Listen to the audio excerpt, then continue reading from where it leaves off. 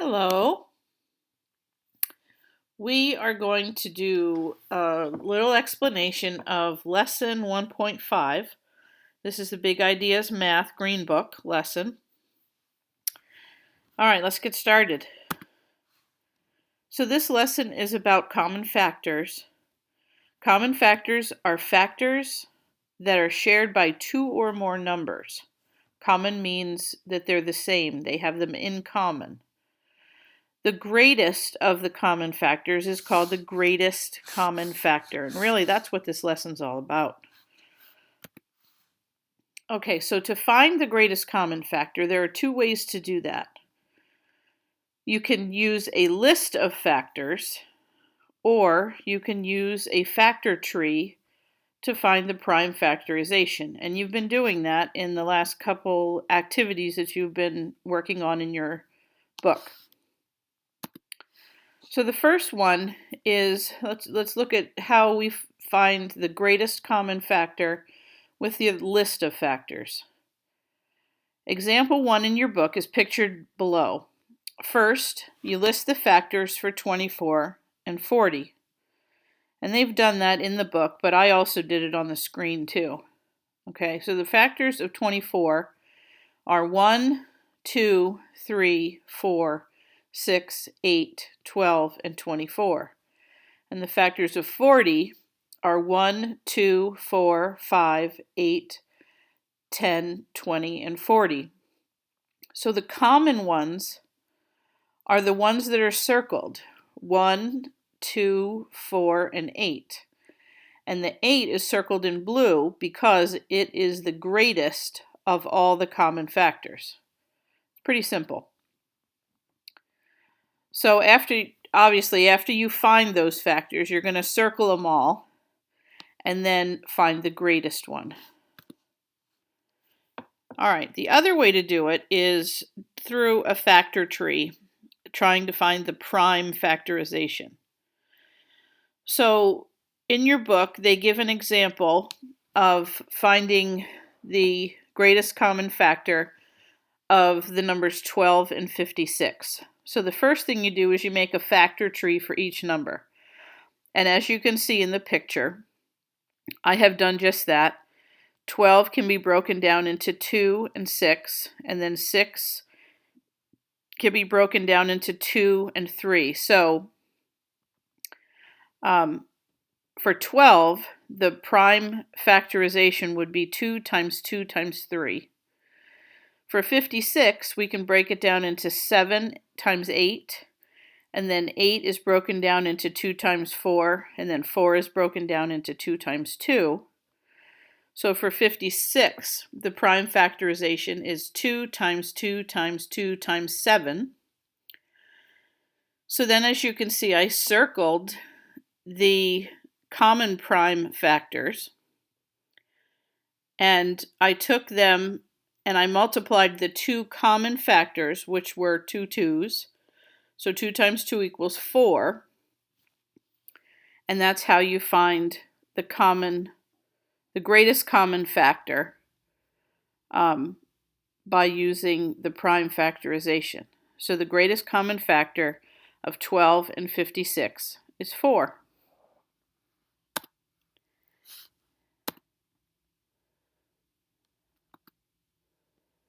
All right, you're going to try a couple examples on your own. You're going to find the greatest common factor of the numbers using a list of factors. So you're going to do the on your own part in your book, numbers 1, 2, and 3. I want you to pause the video now and do all 3 of those problems in your notebook.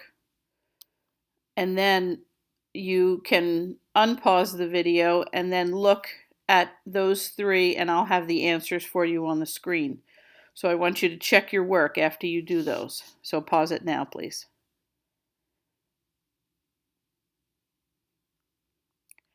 Okay, so let's look at the answers. Number 1. If we're going to have a list of factors of 8, it would be 1, 2, 4, and 8. And the list of factors for 36 is 1, 2, 3, 4, 6, 9, 12, 18, and 36. So the common factors for these two numbers are, as you can see, 1 and 2 and 4. So the greatest is 4. Number 2, the numbers are 18 and 72. The factors for 18, or the list, would be 1, 2, 3, 6, 9, and 18. And the factors in the list for 72 are, it's a long one, 1, 2, 3, 4, 6, 8, 9, 12, 18, 24, 36, and 72. So the common ones in number 2 are 1, 2, 3, 6, 9, and 18. So the greatest common factor is 18. All right, number 3. This one we're comparing 3 numbers, 14, 28, and 49. The list of factors for 14 are 1, 2, 7, and 14. The list of factors for 28 are 1, 2, 4, 7, 14, and 28. And the list of factors for 49 are 1, 7, and 49. So the common ones would be 1 and 7. So 7 is the greatest common factor.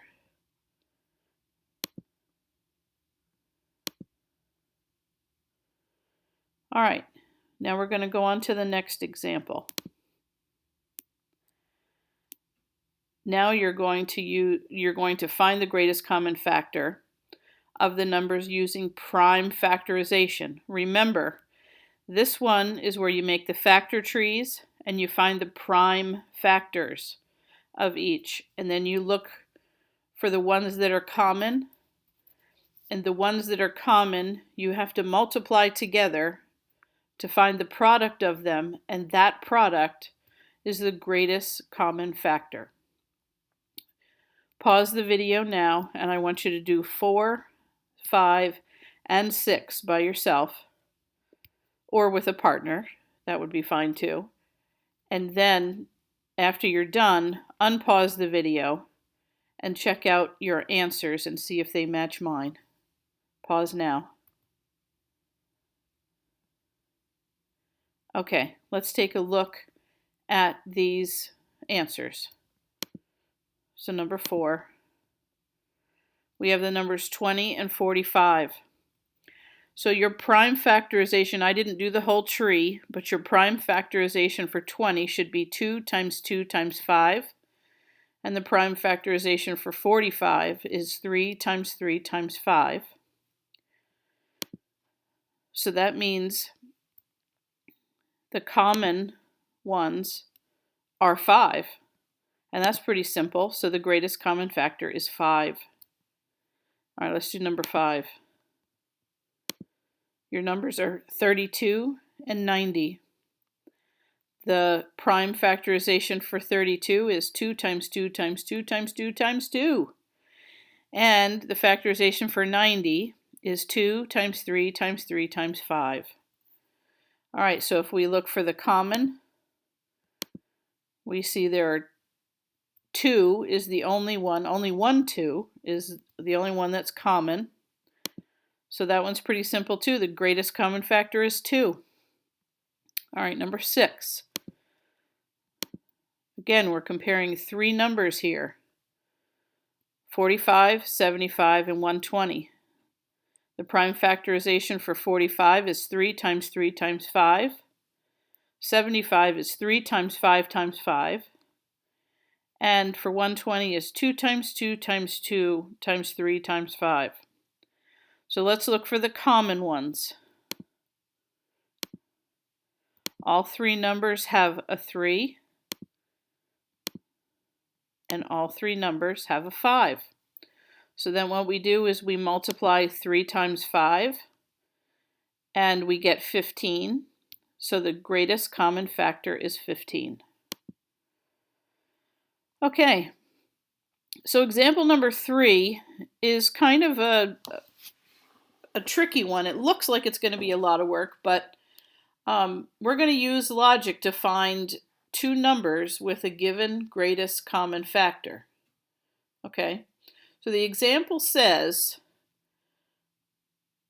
which pair of numbers has a greatest common factor of 15? Okay, we are going to use the process of elimination to get rid of two of the possibilities. And then we'll figure it out from there. So you're going to read through this example with me. All right, I already read the problem. So the possible answers are A, 10 and 15, B, 30 and 60, C, 21 and 45, and D, 45 and 75. The number 15 cannot be a factor of the lesser number, 10. So you can eliminate statement A. That was easy. The number 15 cannot be a factor of a number that does not have a 0 or 5 in the ones place. So you can eliminate statement C. So now we're left with B or D. So now let's list the factors for B and D, and then we'll look to find the greatest common factor for each. So for B, we have 30 and 60. The factors of 30 are 1, 2, 3, 5, 6, 10, 15, and 30. And the factors of 60 are 1, 2, 3, 4, 5, 6, 10, 12, 15, 20, 30, and 60. So they have common factors of 1, 2, 3, 5, 6, 10, 15, and 30, and the greatest common factor is 30. So obviously it's not B. Choice D, 45 and 75, the common factors between the two are 1, 3, 5, and 15. So the greatest common factor of 45 and 75 is 15. So the correct answer is D. Okay, now the next problem, the next example they give is a real life example. It's example number 3. And they do the same type of problem, almost exactly to the same in this video. So I want you to watch this video. Okay, this is a real life example. So you're going to read the following problem and then watch the video. Here's the problem. You are filling piñatas for your sister's birthday party. The list shows the gifts you are putting into the piñatas. You want identical groups of gifts in each piñata with no gifts left over. What is the greatest number of piñatas you can make? The greatest common factor of the numbers of gifts represents the greatest number of identical groups of gifts that you can make with no gifts left over. So to find the number of piñatas, find the greatest common factor.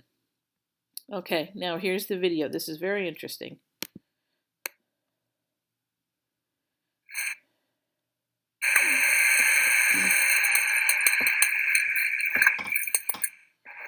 I'm so excited to make some piñatas for the fundraiser. Oh, me too. So how do you think we should split up all of the fillings? Well, I think we should make them all exactly the same so that nobody feels bad if theirs is different. Well, that makes sense, but all the fillings are different amounts, so how do we divide them up equally? Well, we can use the common factors of the different quantities, and that will ensure that each piñata has the same amount of filling. I see. So then the greatest common factor will tell us how many piñatas we can make. Right. All right. So I think we can split these up into equal piles. Okay, let's give it a try. All right. Start with the taffies. Now we have 2 piles of 25 taffies each. So 2 is a factor of 50. But we can also make these into 25 piles of 2 each. Which means that 25 is also a factor of 50. But we're missing the easiest one. We are missing the easiest one because we can count to 50 by tens. 10, 20, 30, 40, and 50. Yeah, so we can make 5 piles. So 5 is a factor of 50. But we can also divide each of these in half. 10 is a factor of 50, with 5 taffies in each pile. 1 and 50 are also factors because 1 is a factor of any number and so is the number itself. This is a lot of information. I think we should make a chart to keep track of the factors as we go on. Oh, thank you so much. Okay. Total is 50.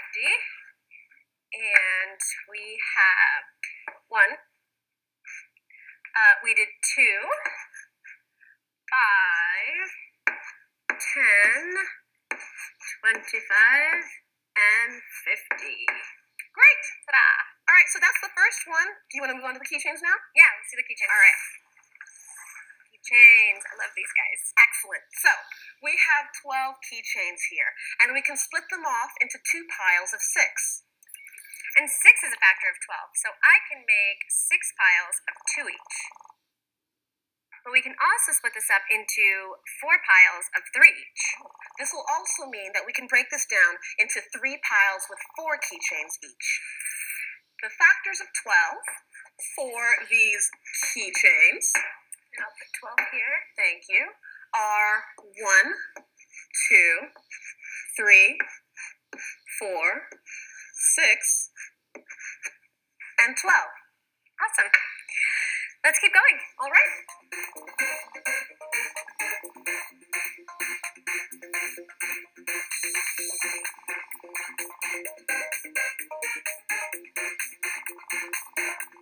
All right, so we finished the mints. All right, so let's see what the common factors are. So 1 is always a common factor.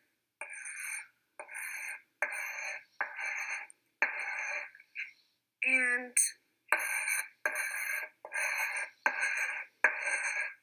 it seems like 2 is another common factor. And actually, 2 is the greatest common factor. So that means that we can make 2 piñatas with equal filling.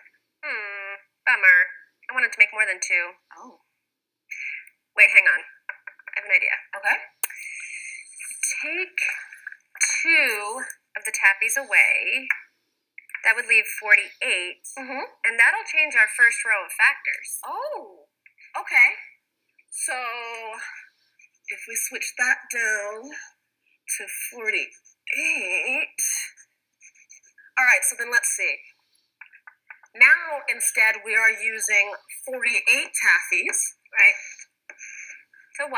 And the new factors would be 1, 2, 3, 4, 6, 8, 12, 16, 24, and 48. Wow! That really did make a difference. 48 has a lot of factors. So let's see. It looks like we have a 4, 4, a 4, a 4, and a 4. 4 is a common factor and also the greatest common factor. So that means we can make 4 piñatas with equal amounts of filling. And you know, it's kind of cheating, but we can reward ourselves for all of our hard work. How? We each get to have a taffy. Oh, yeah.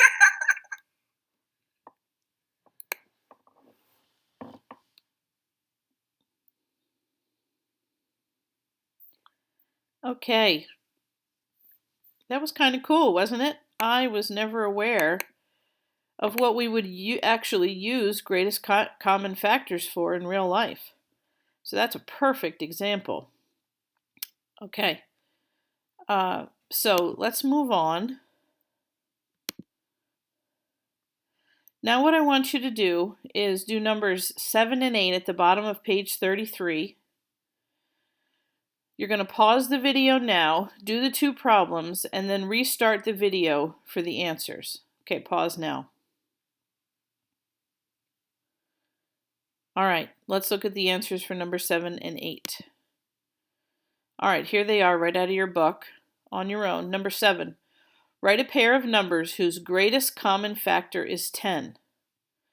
Okay, so we're looking for 2 numbers, and their greatest common factor is 10. So we know that the numbers have to be divisible by 10, right? So this is some of the logic that I used. Some examples, there's a lot of different possible answers, but some examples are 10 and 30, 20 and 30, 10 and 30, and there's quite a few more probably.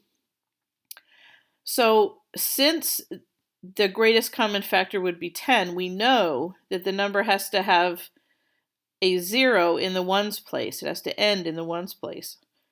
It has to have a 0 in the ones place. And both must not be divisible by 15. So if we picked 30 and 60, both of them have a one of the factors that would be common to both 30 and 60 would be 15. And 15 would be the greatest common factor and not 10. So you can check your answer. If it's not one of the three that I put up there, you can check your answer with Mrs. Cowger or me. Number 8, what if? So in example 4, that's the piñata one, what if you add 6 more pairs of earrings? Does this change your answer? Explain your reasoning. Okay, so let's look at number 8. Here is the problem out of the book. It says the greatest common factor of the numbers of gifts represented the greatest number of identical groups of gifts that you can make with no gifts left over. So to find the number of piñatas, you find the greatest common factor. So the problem that they did was they had 18 and 24 and 42. And they chose to do the prime factorization. So all three numbers have 2 as a factor and have 3 as a factor. So 2 times 3 is 6. So the greatest common factor of 18, 24, and 40 is 6. So you can make 6 piñatas. But they said that in number 8, up at the top, it said if you add 6 more pair of earrings, the earrings, there are 24 pairs of earrings. So if we add 4, I'm sorry, I wrote 4 more pairs of earrings, but it should be 6 more pairs of earrings, would be a total of 30. The prime factorization of 30 is 2 times 3 times 5. So the common prime factors of the three numbers are still 2 and 3. So the greatest common factor of 18, 30, and 42 is 6. Okay, now for your assignment, I want you to do numbers 1 through 39 on pages 34 and 35, but only do the odd ones. So you're going to do number 1, number 3, number 5, number 7, etc., up to 39. Let us know if you have any questions. Thanks.